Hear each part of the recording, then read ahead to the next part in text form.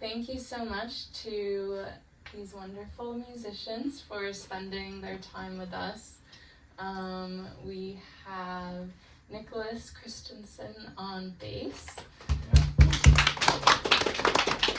Russell Markey on drums, and Hermes Luc on piano. And I think everyone knows my name's Emily.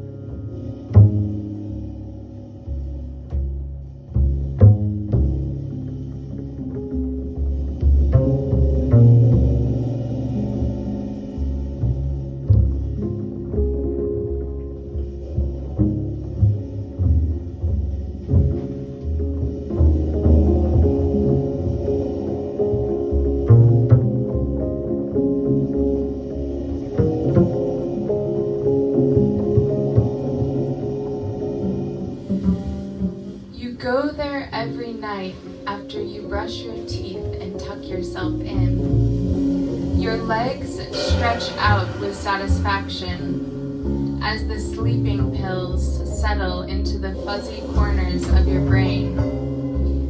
For the past 30 years, you've lived the same day again and again, pushing paper around your desk. But at night, you get to escape the monotony and surrender yourself to a somnolent abyss. Tonight, you take a triple dose. Your wife asks how your day was, but your thoughts are already drifting away wildly like a sailboat at sea. You mumble, "No, take the helm," tumbling into that dark, familiar place. As the boat rocks in the tempestuous waves, a hollow wind whishes through your ears, drying your mouth and sprinkling sand in the corners of your eyes. Before you can discern what's ahead, the ship lurches and you slide sideways onto the slippery deck, floundering over the edge. Smack! You sink down, down, down into the deep black sea, then jolt awake with a full body shudder. You turn to your wife. Her eyes are still glistening in the gray-blue light.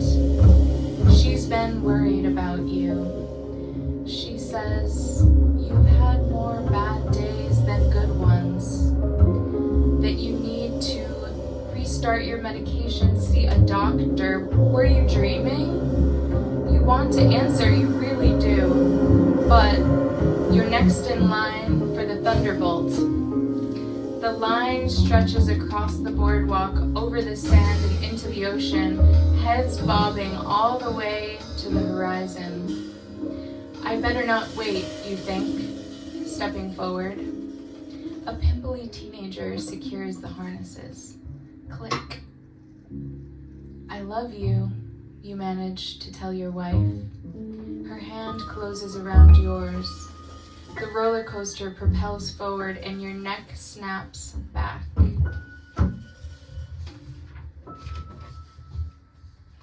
Wait! They forgot to buckle you in.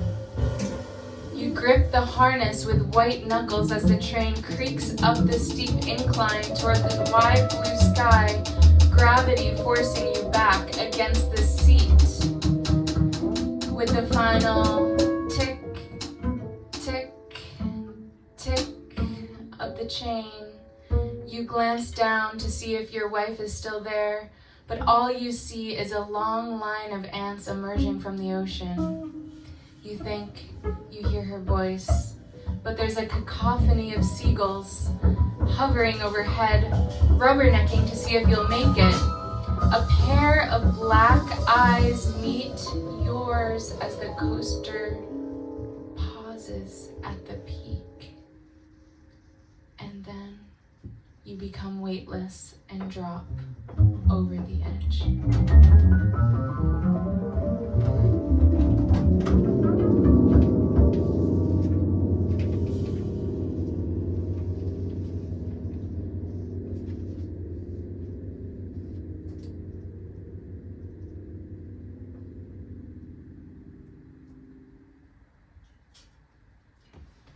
Yeah! I forgot to say before I started that story is called The Edge.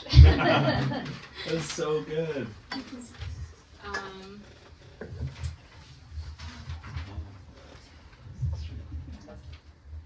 So we'll do the poem next.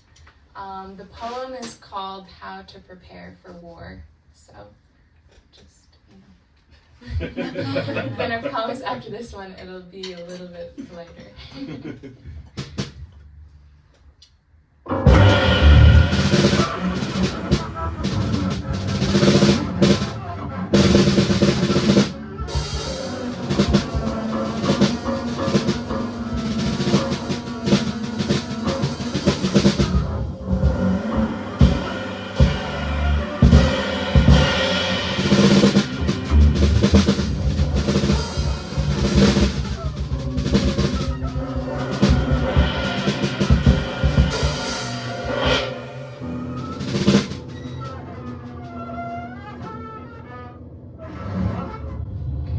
When we heard about war in faraway places, we thought someone told them how to prepare. That they gathered their children and carefully packed their bags with their best warm clothes, important documents, first aid kits, and non-perishable food, leaving room for a favorite toy and a game or two.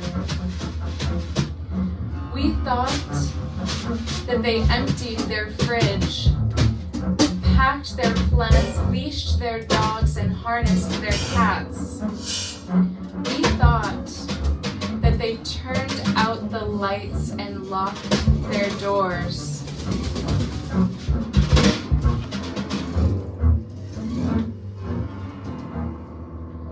What we did not see when it was their time to prepare were girls stargazing in Gaza, friends sipping coffee in Sudan.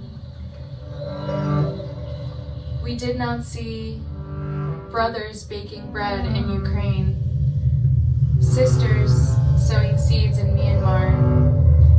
We did not see two teenagers kissing in Vietnam, or a mother mending mittens in Poland. But when we saw that a boy in a blue bunny hat went to school in Minnesota and did not return, we learned how to prepare for war is to prepare for a regular day, to leave the car running and the door open when life as we know it slips through our grasp. And now, when the church bell chimes 8:15 and the street light switches from red to green, we wonder, when our day arrives at the door, will we be prepared?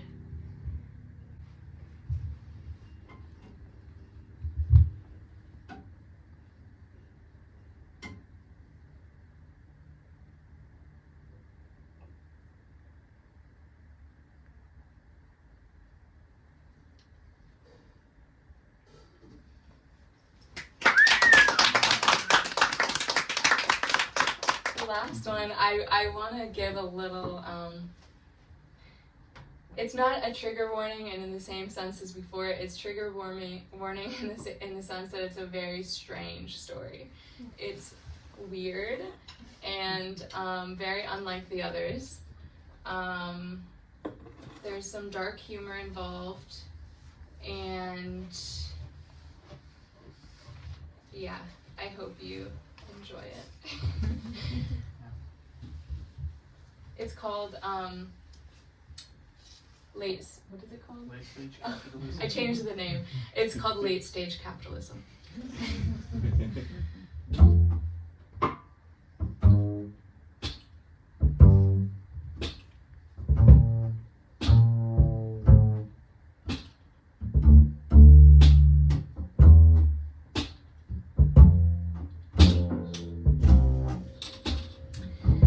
In the bathroom mirror, Richard inspected his freshly shaven face for any stray hairs.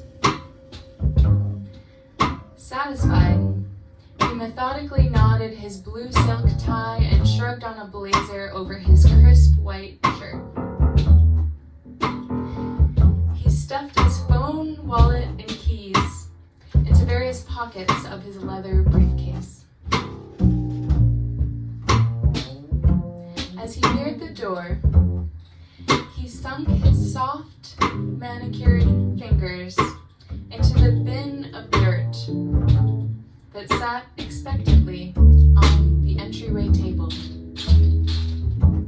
He pulled out the worm, no bigger than his index finger, feeling its slimy skin stretch and tighten in his fingers. He slipped it into his pants pocket, picking up his briefcase and pulled open the door with dirt-covered fingers. The autumn air smelled of mud and dead things. He hopped in his Mercedes, immediately rolling down the window to get more of that smell.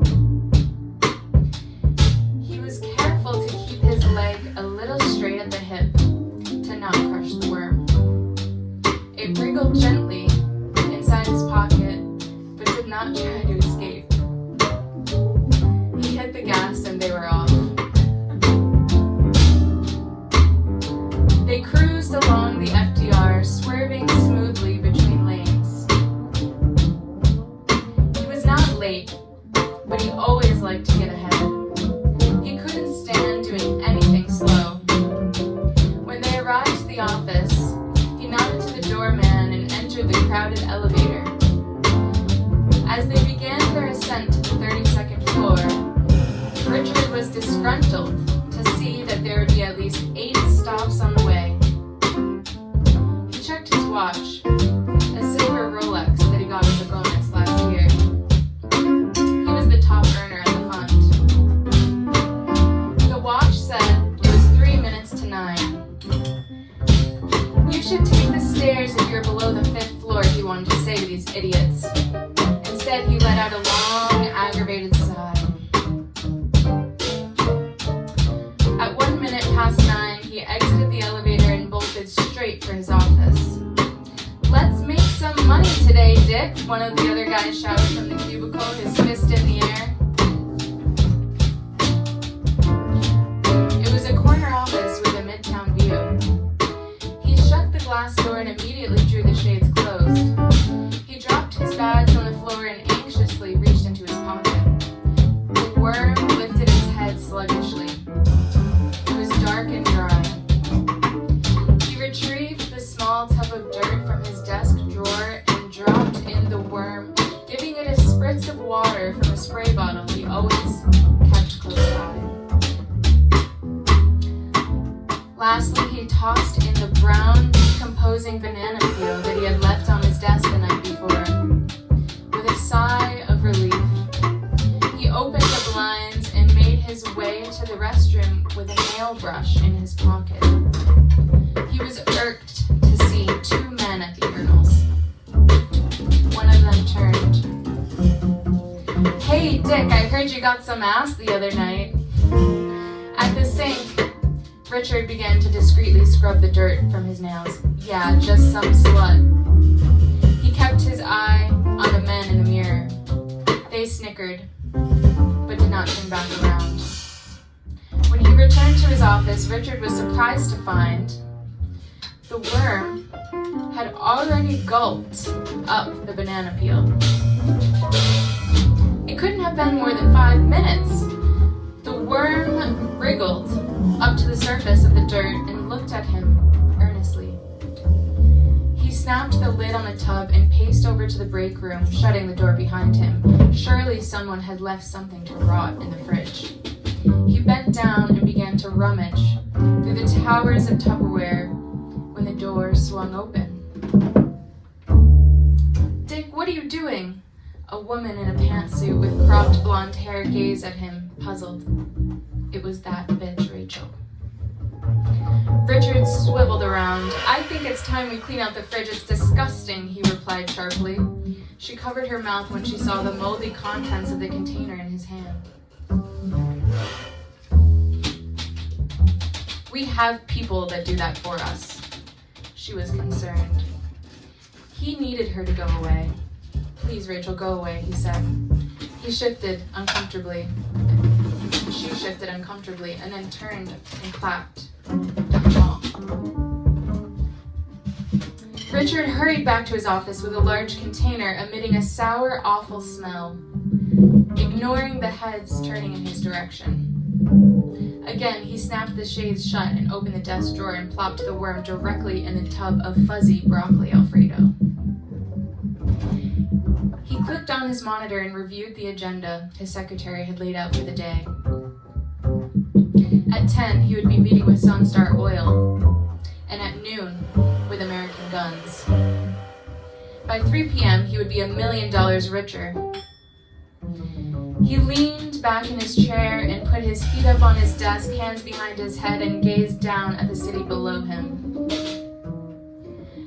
Out of the corner of his eye, he saw movement in the Tupperware.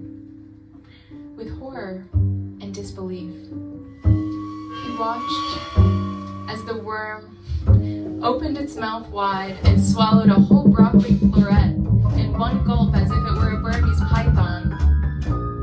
It thrashed around wildly in Alfredo. With a pang of panic, he turned to his computer and typed, "Earthworm eating a lot," into ChatGPT. "Haha, yep, they do," grinning emoji. "An earthworm can eat about its own body weight every day." He glanced down at the worm, which seemed to have doubled in size, and continued skimming the text.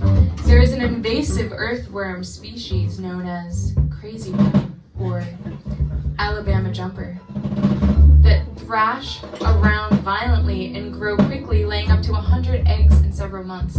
Richard slammed the lid on the Tupperware and began to pace. It was almost time for his 10 o'clock Zoom. Okay, he breathed. He would do the meeting and then go back to the fridge and find some more rotting scraps. The Sunstar Oil men began to pop up on his screen. He would need to keep things brief, just get the deal done.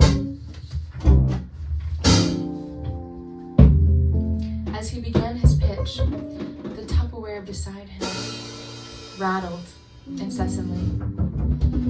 "Hey, Dick, sorry to interrupt. I'm getting some background noise on your end." "Yeah, they're doing some renovations in the office next door. Sorry about that." He leaned closer to the mic. "With your support, we can offer you political immunity." And suddenly the lid flew off the container and the worm, now the size of his forearm, jumped out and began wriggling around his office. He tried to keep his shock under control. And we can assure you that through our partnership with the current administration, the worm was advancing towards his small collection of dying plants with its mouth agape. It knocked over a browning snake plant with a clang and swallowed it in one gulp. The rectangular planter began to inch down its body before disappearing as the worm doubled in size before his eyes. It slithered along the corners of his office, hunting for its next victim. Bits of Alfredo crust flaking off onto the floor. Hey Dick, if this is a bad time, we can... No, sorry, these renovations are just a bit distracting, but I'd like to continue. As I was saying, our partnership with the current administration can...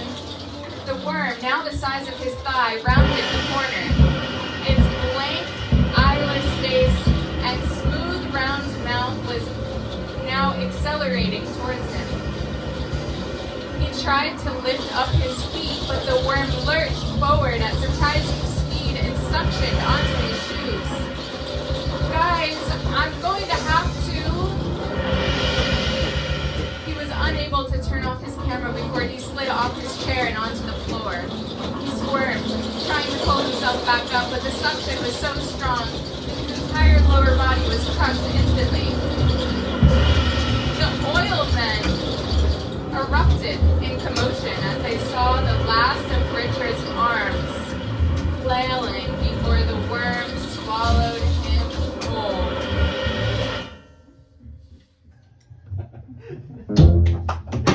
Oh yeah!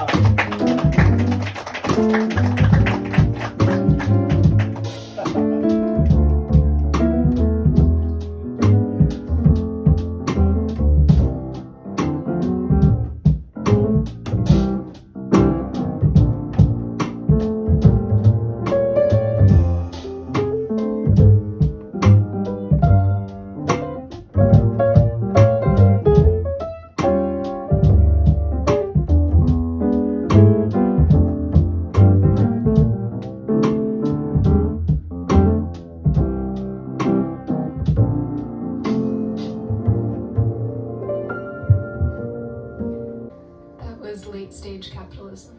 Okay,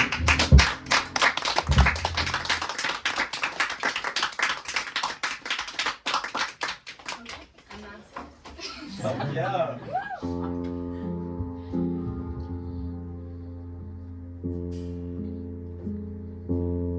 I feel like I had to sing my story. Okay, so this is called Peter. 2 months after my neighbor Peter died from a heart attack in his apartment, I heard his voice in the downstairs lobby. It took a few minutes to realize that his groans were coming from the spooky sound the main entrance door made when it opened and closed. Peter was moaning about something I couldn't quite make out. I'm not a religious man like how Peter was of the Catholic persuasion, but he never shoved his faith down my throat. I don't necessarily believe in resurrection, but I might consider myself somewhat spiritual due to the many superhero comic books I've read and written and drawn. So I'm open to most anything. Peter lived with his mother where he was born his entire life. He was supposed to die on 9/11, but skipped work that day at the World Trade Center and was gifted another 22 years. When his mother died, he was left all alone with the exception of excursions with men half his age or younger. It wasn't that his proclivities was much of a secret, it's that he didn't quite embrace it in a proud way like people do today. Not that any of it was any of my business, but the neighborhood was old school Italian, as was he, and a little bit macho. His tribe probably frowned on Peter's disposition. Albeit short and plump, Peter presented tough, but he always had a twinkle in his eye. He loved trouble, bathed in gossip, and was an awful snoop. He was the self-proclaimed mayor of our modest building. I tried my best to flex empathy, give context to his rants, and help squash any beefs he had with adjacent tenants, but I took none of his guff. I was the Batman to his penguin. When I first moved from my native Manhattan to Brooklyn 25 years ago, now it'd be like 29, the first thing I noticed was how loud quiet can be. My apartment faces the street, and I could hear squirrels leaping between trees and footsteps 3 floors below. It kept me up at night. Sometimes I'd hear the metal lids of our garbage cans around 2 a.m., and I'd poke my head out of my fire escape window to catch Peter rummaging through our collective waste, looking for who knows what. For years, Peter would wander the streets late at night, spying neighbors' windows. What was he looking for? Was he curious about how other people lived? Was he looking to point a finger at someone else's transgressions? I can only imagine the cultural shifts and changes he witnessed and negotiated over his 76 years. His unsolicited complaints didn't yield much in terms of critical thinking. Not that I'm some kind of saint. I have my gripes too. Sometimes Peter would forget his house keys and buzz our neighbors to be let in late at night. Nobody would let him in. And finally, he buzzed me. I was the only one that ever let him back inside. Sometimes I'd get a phone call from a blocked caller ID. I'd pick up and ask, "Who is this?" And Peter would be coy and play the "Who do you think it is?" game. He only ever called when he wanted something, but that's most people. Only most people would see that caller ID and not pick up. I did because I knew he needed somebody, someone. Peter had lived in this building his entire life, but when they took away his body and held a wake down the block at the local funeral home, they couldn't put his coffin in the sitting room. They discovered his body 5 days after he passed away, and he gotten rotten. A few of us gathered at his memorial and said a few things while he waited outside in the hearse. I don't know if I believe in souls, but I do think there's a unique ball of energy inside every one of us. A sparkle ingrained with our personal signature that carries the memories and milestones of our earthly footprint. The stuff we pass on to each other within the cosmic ether.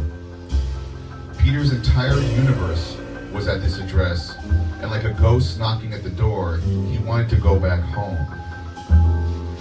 Bullets took away Bruce Wayne's parents. It's what made him become the Batman. But Batman refused to carry a gun because he knew up close and personal what a bullet could do. That a bullet often takes a life rather than redeems it. And if he could help rehabilitate a felon or the criminally insane from taking another kid's parents away from them, he was going to put his inheritance where his heart was and suit up like a bat and scare the shit out of everyone in hopes of course correcting a mad world.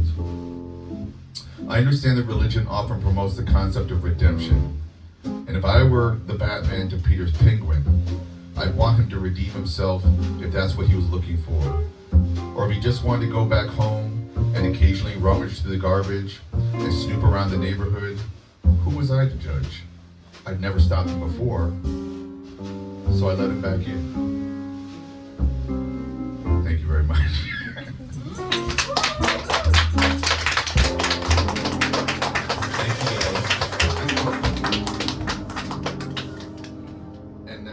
That's a real story, like not only his life, but I really felt like his ghost was lingering. The first time I remember her was walking into a restaurant on the Upper West Side. I walked in with my friend. My friend had been planning on leaving the city, and I said, "Wait, let's get a drink, and then we can part ways." So I walk in, and we find a seat outside, and I say, "I'll meet you there, I have to go to the bathroom." And I walk up to someone who's facing the opposite way, the waiter, and I tap her on the shoulder. And she turns around and looks at me, and looks at me a little oddly. And I was like, "Hi, could you show me where the bathroom is?" And she goes, "Over there." But lingers and looks at me. And I'm like, okay, go to the bathroom. I come back out, I sit down with my friend. And this waiter comes over and she goes, "You don't remember me." And I remember being very embarrassed. And I said, "I'm so sorry. I don't remember you. Where did we meet?" She goes, "Last weekend, actually." And I was like, oh shit. And she tells me this story of how I walked into this apartment of her girlfriend, and I was drunk, as young people tend to do, and currently. But I walked in by myself, and I came from a bar, and I had half a cocktail.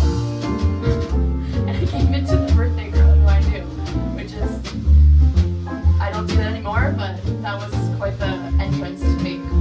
And so I'm floating around this party talking to people, and she just remembers that I was like a force, and meanwhile, I don't remember any of this. So she tells me the story, and I'm looking at my friend, being like, I can't believe this happened. And I'm embarrassed. And she goes, let's ask are you guys gonna be drinking? What's your plan? And we were like, well, she's gonna leave, but I'm gonna go to the bar after this. And so she was like, okay, here's my number. I need to get to know you. You're great. And so thus began like a friendship, a very, very bright, enigmatic, comedic person who I was very drawn to. And I remember feeling like I couldn't wait to see her again. I couldn't wait to talk to her. I couldn't wait to be around her. And it started to feel like a weight. Like, you know, when you have a friendship or a relationship that is more than just a one-time thing, and I could just feel like that presence. And I remember having the realization that I have a twin sister, Eliza, who I tell everything to, and I remember calling her and telling her I have a crush on her, and I can't, because one, she's dating someone I know, and two, I date men. Like, this, I just had not come to that truth about myself. And my sister is a saint, and she was like, it's okay. This can be, all of these things can be true. You can tell her, or you don't have to, but like, you're not stuck. And I just remember being like, when that conversation ended, I was like, I'm not gonna tell her. I can't tell her. But my subconscious had other plans. So I remember about 6 months into our friendship, I woke up in the middle of the night and I was feeling sick. And my body was like this. My arm was above my head, like on the pillow, and I'd lost all feeling in my arm. And it has happened to me before, but never like this. And I remember trying to move my arm, and it was like a dead limb. And I like sat up. I tried to sit up, and I'm like moving my arm, and I just remember thinking, I'm just flesh and bones. This is literally not me. And it was the most mortal feeling I've ever had. Like, I'm gonna die. One day I'm gonna die. And in that moment, I thought, I can't die with this left unsaid. I have to tell her. I have to say something. And so I did.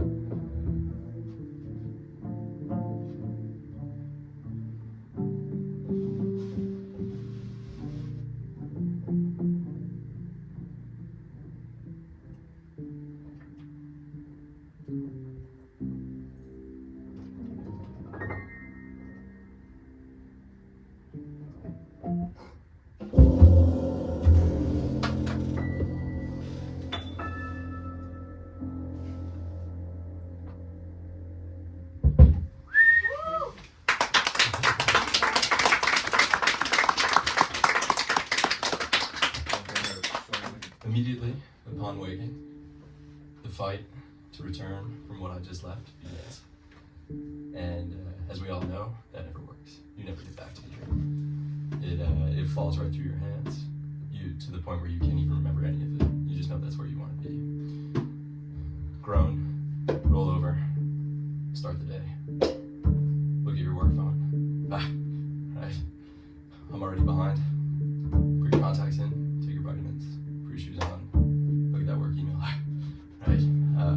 I don't want to be here. Right. I'm gonna daydream through my entire walk to the subway, pretending like I'm going somewhere else, pretending like I am somewhere else. Get on the train, check that email again. Right. Oh my God, I'm already behind.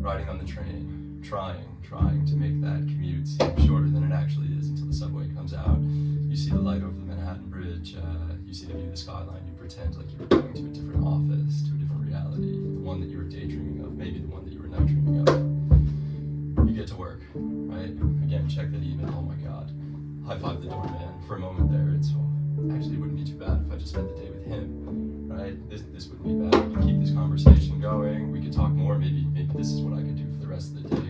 And then you get to the top of the escalator. Alright, it's 26, I gotta go upstairs. Right, listen, finish the rest of that song in the elevator. Pretend like you're there, or wherever they're talking about.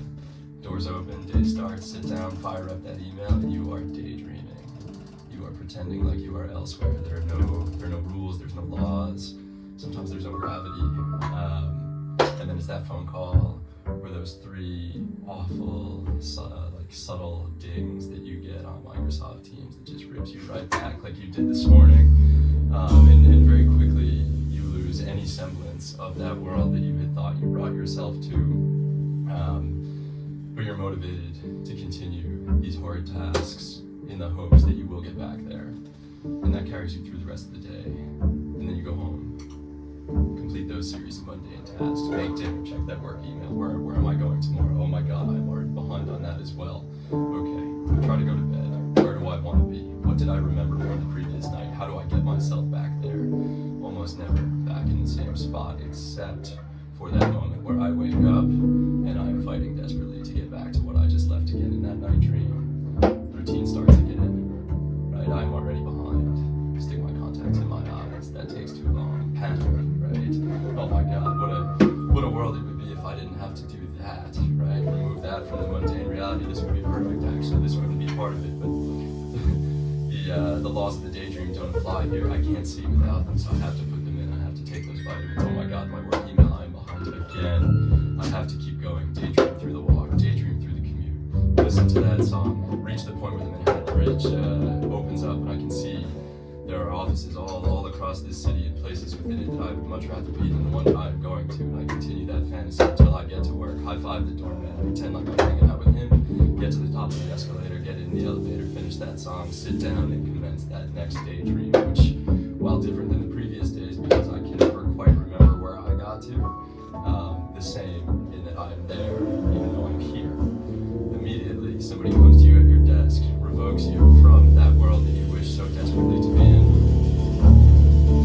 And then you keep going, right? And then you carry on, you drag your feet throughout your day, use that to get home, get to the point where you complete the home's mundane task. In a brief moment, maybe fantasize about those tasks looking differently, prepare yourself for the night dream, try to reach that point of lucidity where maybe you have control within this world with no bounds. Wake up the next morning and it starts again. And it's day 3 or 4 where you realize you have now taken what was the escape, the break from the mundanity, and weaved it right into it. And it's absurd that you have taken the world of no rules, no laws, no realistic forces, and enveloped that into the waking world, into this series of mundane things that you have to continue to do. So then at that point you are obligated to daydream, you are obligated to fantasy because it's just like taking the vitamins, just like putting your contacts in. It's part of that that gets you through the day, but there is hope. Because that is not the relationship that you should have with the dream. What you should do is extract any semblance of a tangible reality from those moments to the extent that you can recall them and fight like hell to try and do so. Realize that subconsciously you're being brought to these places because in some way, shape, or form there is something realistic and tangible that forms them. Incorporate those into your waking life, and then at that point, you're not escaping from the mundanity. You're just using those dreams to round out those tasks and get through your day, so that maybe one day you are sitting at one of those different desks, or you're not taking the train at all, or you're going somewhere else. But it's not something that you're fighting to be fleeing from all the time. Thank you.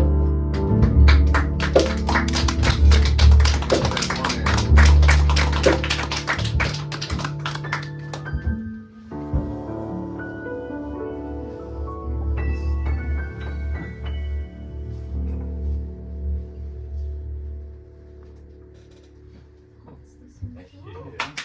Good up for Dylan.